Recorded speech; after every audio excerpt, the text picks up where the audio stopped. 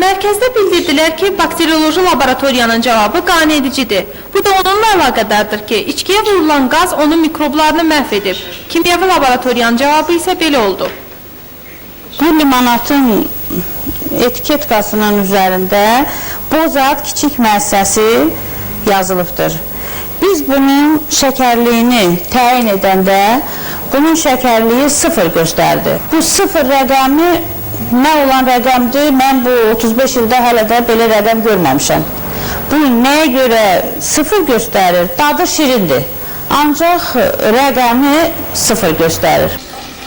Həmçinin bildirildi ki, analizə verilən nümunənin doldurulduğu qab çirklidir, neft iyi verir. Məhsulun özünə gəldikdə isə güman ki, şirinləşdirici kimi saxarindən istifadə olunub. Çünki şəkərə nisbətən o daha ucuz başa gəlir.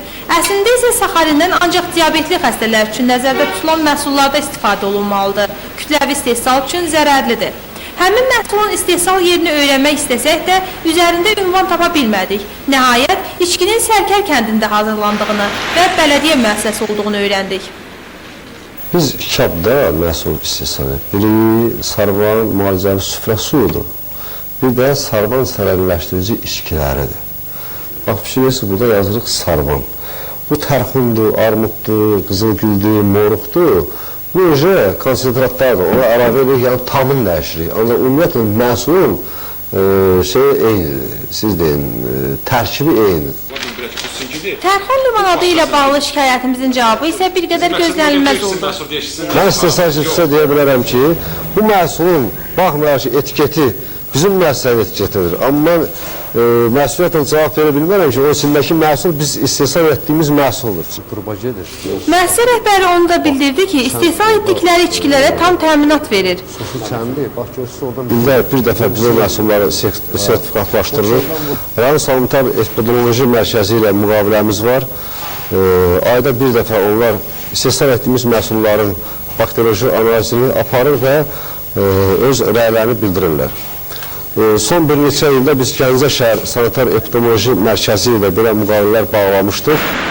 Gigiyena və Epidemiologiya Mərkəzi isə Samux rayonunun Bozat kiçik müəssisəsinin spirsiz şirət sexinin 2002-ci il üçün Gəncə şəhərin Gigiyena və Epidemiologiya Mərkəzi ilə laborator müayinə aparılması üçün müqavilələri yoxdur. Həqiqət isə budur ki, bu məhsul öz keyfiyyətsizliyinə görə yeganə deyil. Bugün Gəncədə onlarla müxtəlif adda sərinləşdirici içkilər satılır. Onların çoxlarının ümumi norma və standartlara uyğun gəlmədiyi sir deyil. Və bu istehsal sexlərinin bəziləri vergidən və keyfiyyətə nəzarətdən yayınmaq məqsədi ilə gizli fəaliyyət göstərir. Bəlkə elə buna görə də onların əksəriyyətində ünvan yazılmır. Söhbət onların kim tərəfindən, hansı müəssisədə hazırlanmasından getmir.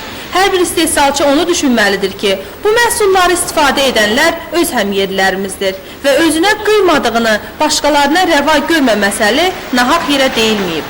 Xalidə Babayeva, Rövşən Əmraslanoğlu, Xəbər Plus.